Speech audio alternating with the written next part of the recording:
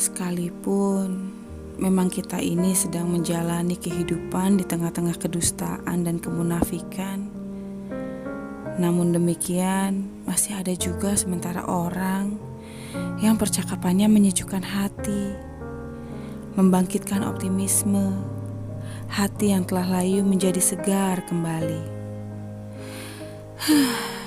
Memang mereka orang-orang hebat, selalu mampu memberikan penghargaan terhadap segala kebaikan sekecil apapun adanya.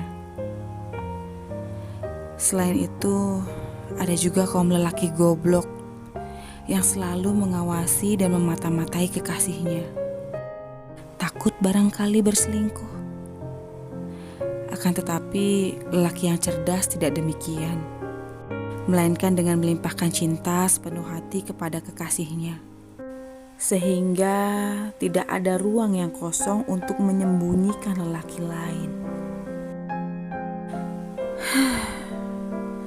Sebetulnya yang menyebabkan engkau putus cinta dengan kekasihmu yang dulu tidak lebih, sebetulnya hanya persoalan sepele saja, yaitu kecemburuan kekasihmu yang sangat berlebihan.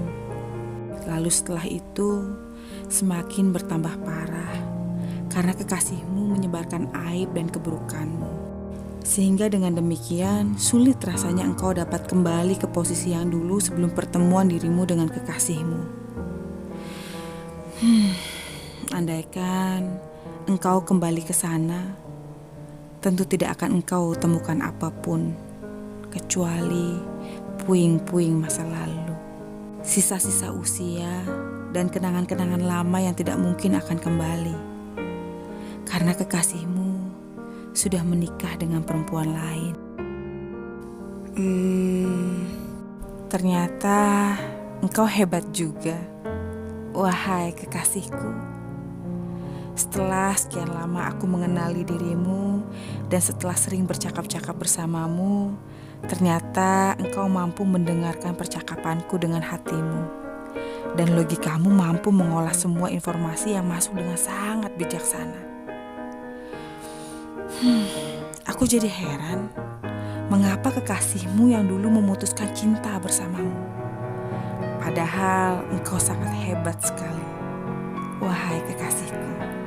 Ternyata engkau mampu membaca pikiran-pikiranku tanpa huruf dan kalimat. Mampu memahami perasaanku tanpa aku ucapkan, dan engkau berikan cintamu kepadaku tanpa berharap apapun. Sesungguhnya tidak ada manusia yang disebut lemah, wahai kekasih, melainkan yang ada adalah orang yang tidak mengetahui potensi kekuatan yang ada pada dirinya. Untuk itu, aku ingin mengatakan kepadamu, engkau bukan perempuan yang lemah, engkau perempuan yang kuat. Oleh karenanya, carilah sendiri potensi kekuatan yang ada pada dirimu, lalu diinvestasikan secara sempurna. Pemerintahan cinta sampai sekarang masih kokoh. Yang sudah tumbang adalah rezim kesetiaan. Untuk bercinta bersamaku, wahai kekasihku, sangat mudah sekali. Asal engkau berikan aku penghormatan, pasti engkau akan kuberi yang lebih baik lagi. Kemudian, jangan mudah percaya akan omongan-omongan orang. Mintalah penjelasan dulu dariku untuk memastikan kebenaran. Omongan orang buang saja ke tanah. Bila tidak terhempas angin kencang, nanti juga akan diinjak orang. Lidah itu tidak bertulang, sehingga tidak akan pernah berhenti terus bergetar. Atau lebih baik engkau pertahankan saja kepolosanmu itu. Sehingga apabila engkau melakukan kesalahan, aku akan menganggap sebagai kelengahan biasa. Sekalipun kekasihmu yang dulu memutuskan cinta tidak dengan hormat, tetapi ternyata engkau tidak menyimpan dendam sedikit pun. Berarti engkau perempuan yang perkasa. Dendam itu sebagai indikasi kelemahan jiwa. Sedangkan perempuan yang cerdas akan mengambil sikap pura-pura tidak ada masalah. Sampai sekarang mantan kekasihmu masih terus memantau dirimu dari kejauhan. Biarkan saja, nanti dia sendiri yang akan merasakan nafasnya seperti tercekik. Aku sangat bahagia sekali, wahai kekasihku, apabila di hatimu sudah tidak lagi menyimpan dendam dan kebencian kepada siapapun, terutama kepada mantanmu.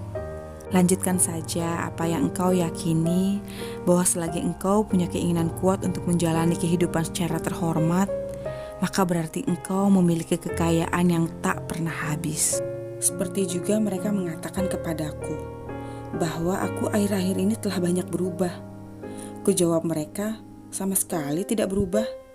Hanya saja sekarang aku mentaati undang-undang resiprokal. Aku akan memperlakukan seseorang seperti bagaimana dia memperlakukan diriku. Seperti juga teman-teman perempuan banyak yang menilai aku menjadi angkuh. Mohon maaf, aku bukan angkuh, melainkan aku semakin malas bergaul intim dengan perempuan manapun, karena aku sudah punya kekasih yang sangat istimewa. Sejak sekarang, kita mesti lebih berhati-hati, karena kita sedang berada di tengah kedustaan. Terlalu banyak makhluk-makhluk dusta yang berkeliaran, baik orang munafik, orang sombong maupun penjilat. Sekalipun kadar bohongnya berbeda. Orang munafik disebut bohong karena apa yang dikatakan tidak sama dengan isi hatinya. Orang sombong bohong karena mengaku hebat tetapi nyatanya tidak hebat. Penjilat juga bohong karena berpura-pura ingin berbuat baik tetapi nyatanya ingin menyengat. Aku ingin jujur saja kepadamu, wahai kekasihku. Mungkin karena aku terlalu merindukan dirimu, terkadang muncul juga kecemburuan dalam diriku. Mencemburui masa lalumu yang aku belum hadir bersamamu. Seperti mantanmu, juga sama seperti itu. Atau jangan-jangan karena engkau terlalu cantik, sehingga siapapun yang menjadi kekasihmu pasti akan cemburu. Selain kecemburuan yang terkadang muncul, kesombonganku juga suka muncul. Bila bisa disebut sombong, bahwa hidupku ini adalah negaraku milikku sendiri. Aku tidak memaksa siapapun untuk masuk ke dalam negaraku. Juga aku tidak memaksa siapapun untuk tetap tinggal di dalam negaraku. Tetapi aku akan memaksa dengan segala kekuatan yang aku miliki kepada siapapun yang ada di dalam negaraku untuk menghormati undang-undang yang berlaku, terutama kedaulatan yang tertinggi yang ada dalam genggaman tanganku. Ternyata dari sekian banyak orang yang keluar masuk, ada yang mengerti perintah dan petuahku. Ada yang mengerti bila berupa undang-undang yang sudah tertulis, dan ada pula yang ingin menjadi orang dekatku, tetapi tidak pernah memahami diriku. Yang penting, putus cinta dengan mantanmu jangan engkau jadikan sebagai garis final dalam kehidupan. Sekarang kita baru memulai kehidupan lagi. Aku sangat mengerti betapa sakit hatimu dikhianati mantanmu. Mungkin rasanya sama dengan minum racun yang dibuat dari campuran darah dan air matamu. Apalagi ditambah dengan tuntutan mantanmu ingin meminta kembali rumah dan mobil yang telah diberikan kepadamu. Katanya itu sebagai titipan. Kembalikan semua kepadanya, wahai kekasihku, termasuk telapak kakinya yang tertinggal.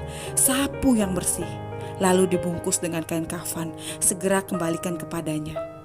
Aku berjanji, ku ganti semua dengan yang lebih bagus dan baru. Berapapun harganya, pasti ku bayar semuanya. Dengan senyuman manis yang terlukis di bibirmu yang mungil itu membuat otakku lupa berhitung berapapun harganya.